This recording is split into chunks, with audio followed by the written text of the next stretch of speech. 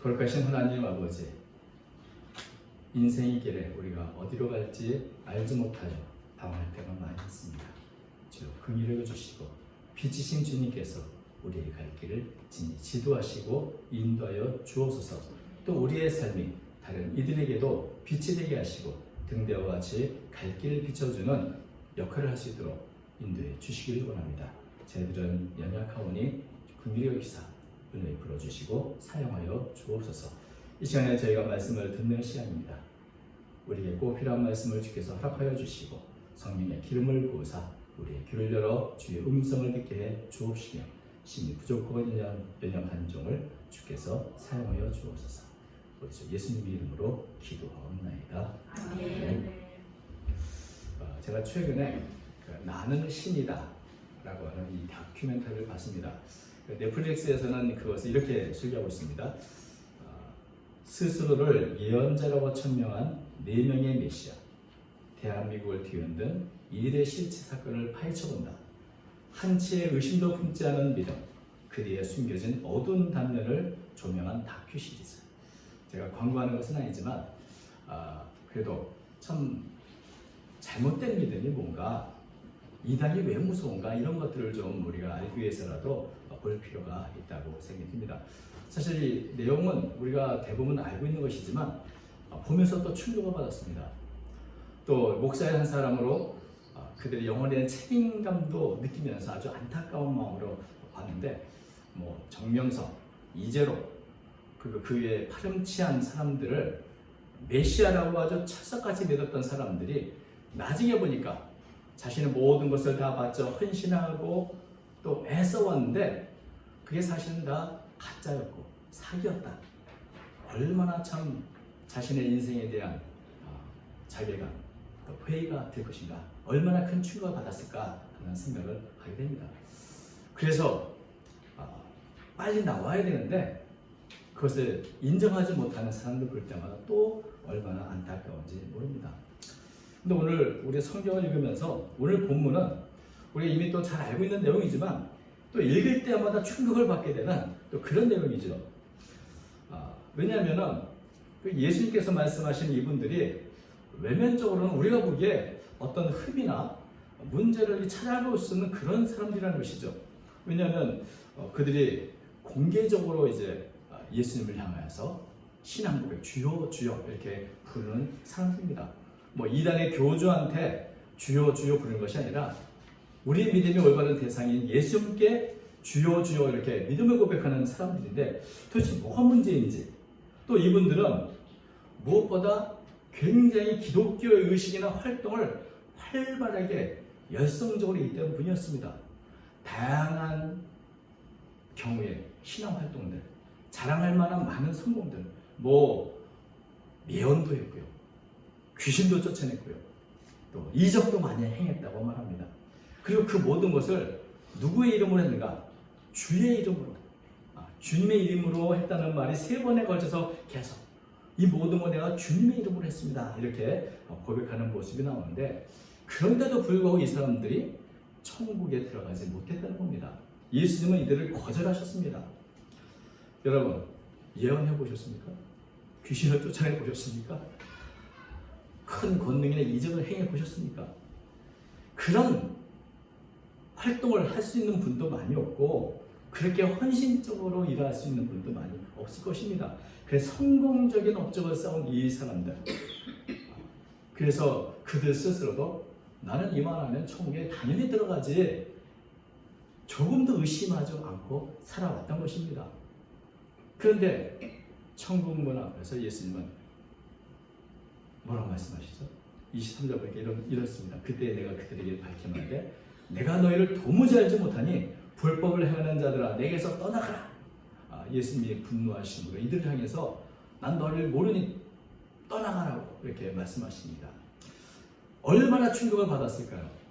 당연히 나는 주님의 이름으로 이 많은 일을 해왔고 업적을 쌓았고 성공했고, 그래서 이제 천국에 당연히 들어가고, 천국에 들어가면 하나님께서 맨발로 나와서 반겨주시면서 큰 상급을 줄 거라고 기대하고 아마 이 세상을 떠났을 텐데, 갑작스럽게 예수님은 나는 너희를 도무지 알지 못하니 불법을 행하는 자들아 내게서 떠나가라 이렇게 말씀하신다면 자신의 인생이 송두리째 정말 헛된 것이 된 것이고 마치 이단과 또 사교에 빠져서 정말 헌신적으로 일했던 분들이 말하지 않는 충격같이 사실 이것이 가짜였다니 또 사기였다니 그런 충격을 받는 것처럼 천국문 앞에서 이들이 바로 이런 충격을 받으며 천국을 떠날 수밖에 없었잖아요.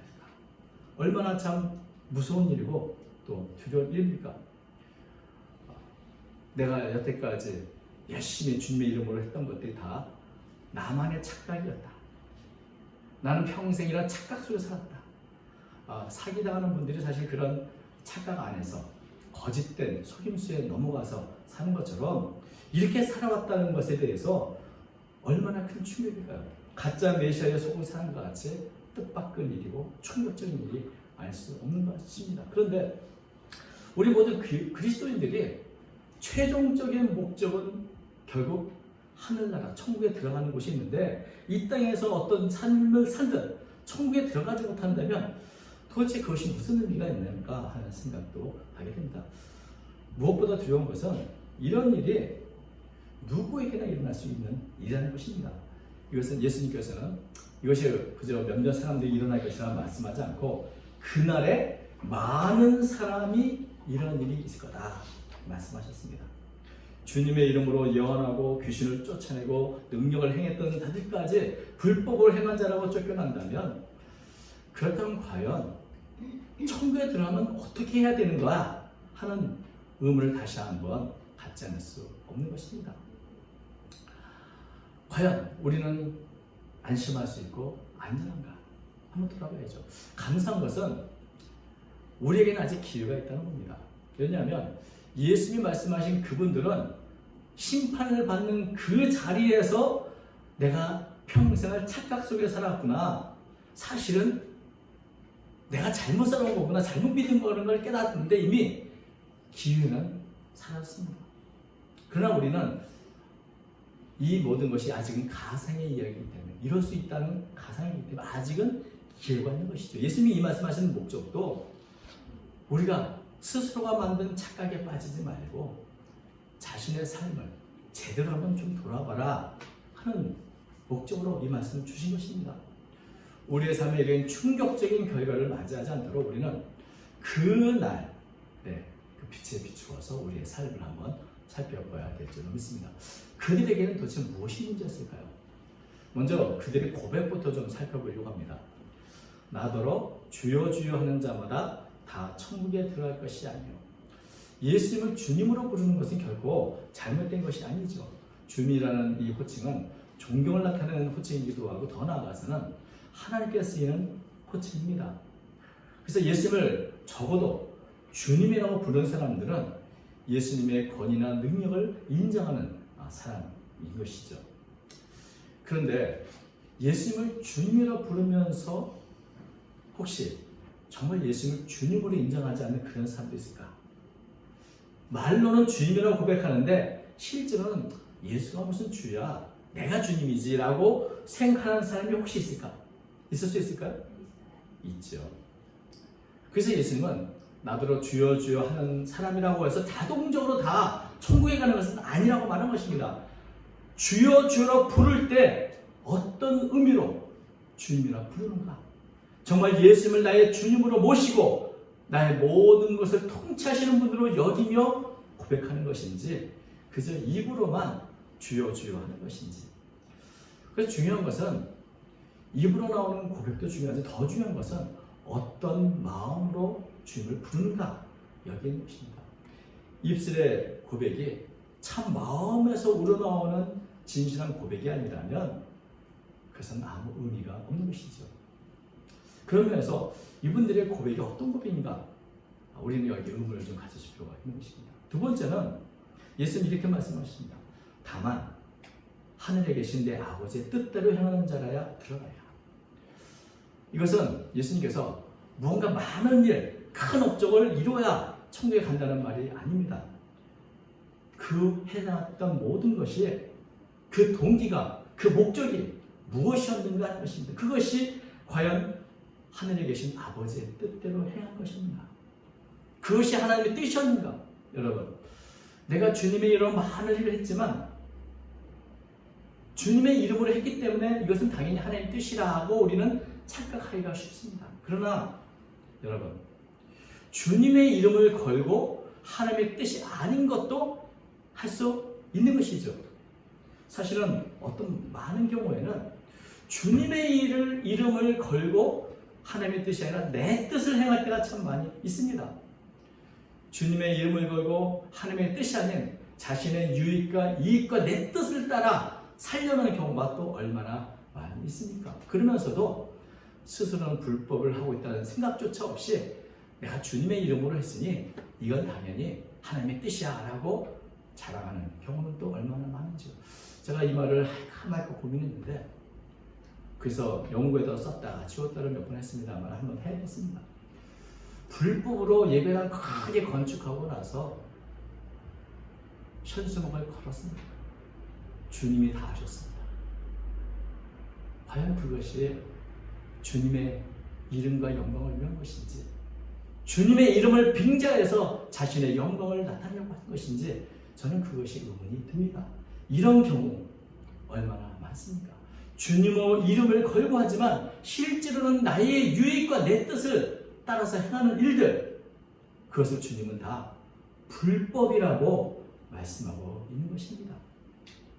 여러분, 우리가 사랑을 실천한다, 선한 일을 한다, 그래서 늘 이것을 행위로만 생각하지만 주님은 겉으로 나타나는 이 행위 이전에 어떤 마음으로 하는가, 어떤 목적으로 하는가, 이 일을 행하는 동기가 무엇인가, 정말 하나님의 뜻을 분별하고 그 뜻을 살기 위해서 내 뜻을 죽이고 하나님의 뜻을 행하는 것인지, 아니면 그저 주님의 이름을 내걸고 내 유익과 내 뜻을 이루려고 하는 것인지, 우리는 그것을 잘 분별하기 힘들지만 주님은 명확하게 알고 계십니다. 내가 왜 그 일을 하려 하는지.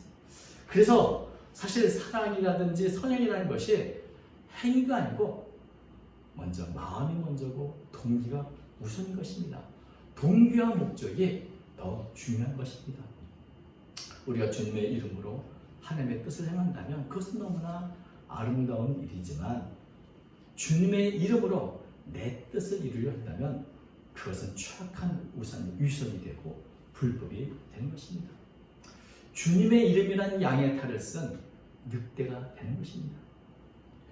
만일 주님의 이름으로 예언하고 귀신도 쫓고 권능을 행했지만 하나님께서 보내신 것이 아니라면, 그것이 하나님의 뜻이 아니라면 그 일을 행하는 사람이 바로 거짓 선지자인 것입니다. 구약의 발람 선지자를 비롯한 수많은 거짓 선지자들, 오염하지 못한 신앙인들의 그 대표적인 모습이 바로 겉으로는 주님의 이름을 내세우는 경우가 얼마나 많습니까? 그리고 세 번째, 이분들을 보면서 한 가지 의문이 나는 것은 그들이 마지막 순간까지 붙잡고 있는 게 뭔가? 그것은 내가 주님의 이름으로 이런 많은 일을 했다는 것을 강조합니다. 마지막까지 붙잡고 있는 것은 내가 얼마나 위대한 일을 했는지, 내가 얼마나 크고 애를 쓰면서 일을 했는지, 자신의 성공적인 업적들을 붙잡고 있는 모습을 보게 됩니다. 여러분, 사람이 과연 이렇게 자신의 업적이나 행위나 공로로 천국에 들어갔습니다. 만약에 이렇게 어떤 업적이나 자신이 이루었던 공로로 천국에 갈 수 있다면 얼마만큼 해야 되는가? 여러분, 사람은요 누구나 연약하고 다 죄인입니다. 죄에 오염되어 있습니다. 그래서 의로운 행위나 선한 업적으로는 결코 천국에 그 누구도 들어갈 수 없고 천국은 오직 은혜로만 들어갈 수 있습니다. 예수님께서 우리를 위해서 죽으셨던 그 십자가의 은혜, 나를 흘렸던 그 보혈의 은혜, 내 죄를 씻겨주신 그 은혜로만이 우리는 하나님 앞에 의롭다함을 얻고 천국에 들어갈 수 있는 것입니다. 믿음이라는 것은 내가 얼마나 부족하고 연약한 존재인지, 나는 죄인에 불과하지만 그럼에도 불구하고 주님이 나를 얼마나 사랑하셨는지 그것을 아는 것이고, 그것을 믿는 것이고, 그것을 깨닫는 것입니다. 그리고 그 은혜를 의지하는 겁니다. 최후의 심판대에서 우리가 붙잡을 것이 뭡니까? 내 자신의 업적이나 내 자신의 성공이 아닙니다. 오직 예수 그리스도의 은혜입니다. 주님 앞에 우리가 무엇을 자랑할 수 있겠습니까?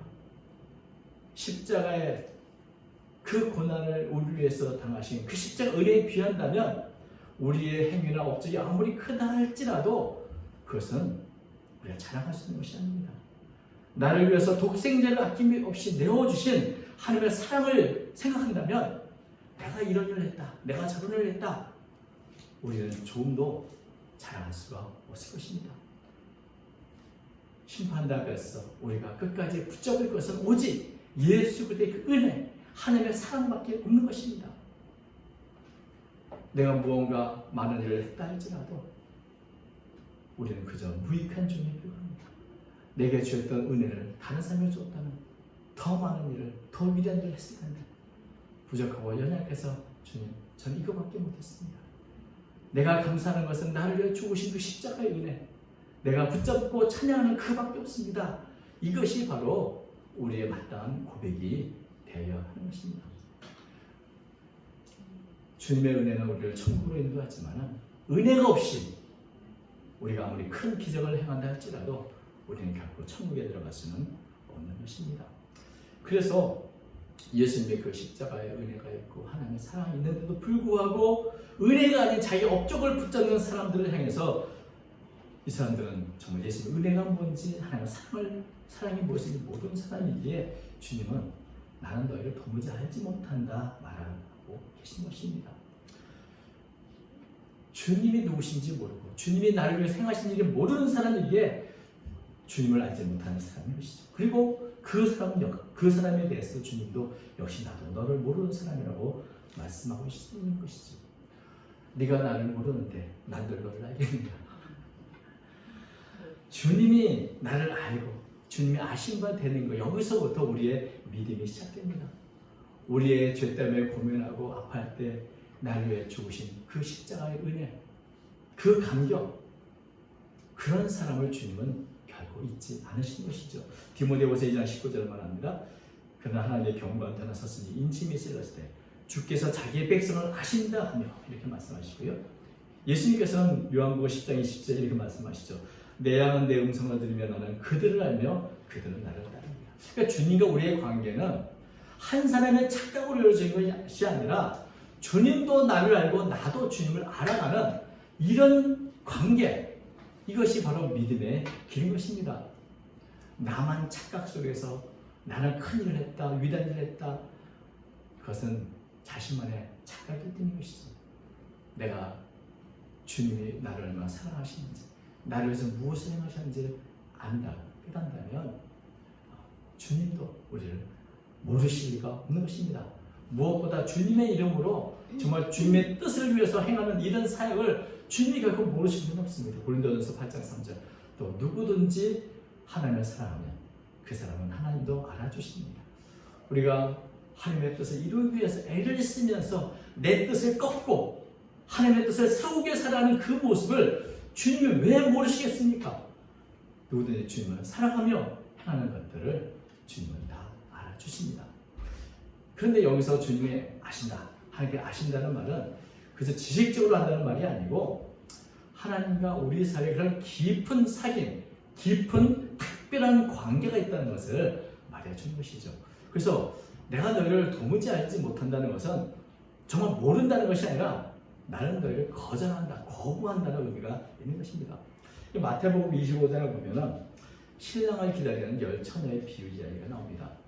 혼인잔치를 기다리다가 이제 기름이 떨어져서 기름을 사러 그 자리를 비웠습니다. 그 나중에 이 5명의 처녀가 왔을 때 신랑이 뭐라고 말합니까? 12절 보면 이렇게 되어 있습니다. 25장 12절 대답하여 이르되 진실로 내게 이르노니 내가 너희를 알지 못합니다.